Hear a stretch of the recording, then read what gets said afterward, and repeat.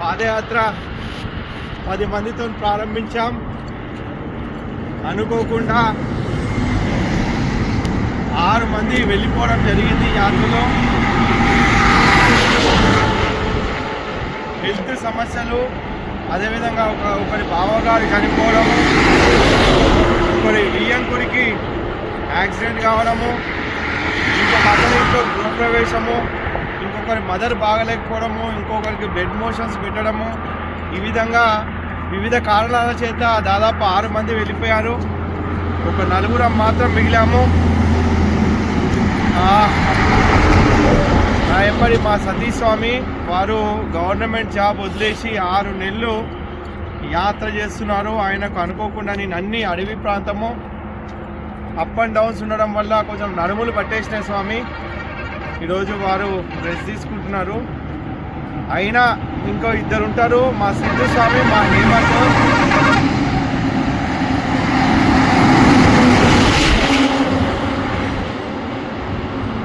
చూడండి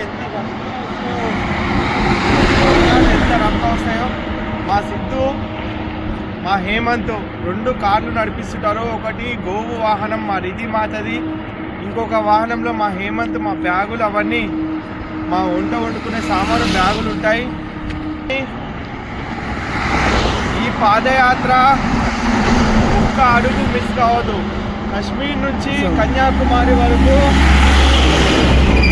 ఈ జెండా పట్టుకొని ఏ అడుగు మిస్ కావద్దు. ఇదొక సంకల్పము, ఒక మహాయజ్ఞము. ఊరు వాడ గోవు కోసం చర్చ జరగాలి అని ఒక ఉద్దేశంతో కష్టమైన నష్టమైన పగలనక నేను ఏ జన్మలో ఏ పుణ్యం చేసుకున్నానో నా తల్లిదండ్రులు చేసిన పుణ్యం కావచ్చు, నా కుటుంబ సభ్యులు, నా బంధుమిత్రులు, నా భార్య, పిల్లలు, వీళ్ళందరి సహకారం, అదేవిధంగా నా మిత్రులు, నా శత్రువులు కూడా ఇంత పెద్ద యాత్ర చేస్తుంటే అందరూ సహకరిస్తున్నారు. నిజంగా మీ అందరికీ పాదాభివందనాలు. ఇంత పెద్ద యాత్రలో ఎన్నో ఒడిదుడుకులు, చలి, ఎండ, వర్షము, అదేవిధంగా శరీరంలో ఉన్న అన్ని పార్ట్స్ ఈ పాదయాత్రలో కదిలిపోతాయి స్వామి. మాంసంలో ఉన్న కొవ్వు, నాలో ఉన్న అహంకారము, ఇదంతా కూడా పోతుంది. కానీ 50 సంవత్సరాలు దాటిపోయినాయి. గోవు కోసం బతకాలి, ధర్మం కోసం బతకాలని మాత్రమే నా తపన స్వామి. ఎటువంటి స్వార్థం లేదు. ఈ శరీరం ఏ విధంగా ప్రజలకు ఉపయోగపడాలన్న ఆలోచన మాత్రమే.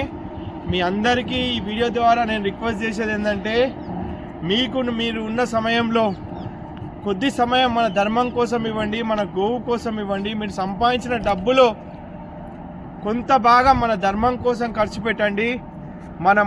అందరము అనుకుంటేనే, కలిసి కట్టుగానే, కులాలకు అతీతంగా, పార్టీలకు అతీతంగా మన ధర్మాన్ని కాపాడాలి. మీకు తెలుసు, మనల్ని విభజించి పాలించిన సిద్ధాంతంతో దాదాపు 1000 సంవత్సరాలు పాలించారు. దయచేసి మన పిల్లలను బానిసలు చేయకండి, మన దేశాన్ని అధోగతి పాలు చేయకండి. మనందరము ఉక్కు పిడికిలు బిగించి సంకల్పం తీసుకొని మన గోవును, మన ధర్మాన్ని కాపాడాల్సిన బాధ్యత మనందరిది. కాబట్టి ఈ పాదయాత్ర ఉద్దేశం ఒకటే, ప్రతిరోజు గోపూజ, గోస్మరణ, గోవు కోసం చెప్పుకుంటూ ధర్మాన్ని కాపాడాలని చెప్పి ప్రతి క్షణం, ప్రతి నిమిషం కూడా మేము ప్రయత్నం చేస్తున్నాం. మా ప్రయత్నానికి సహకరిస్తున్నాం. మీ అందరికీ కూడా హృదయపూర్వకంగా ధన్యవాదాలు.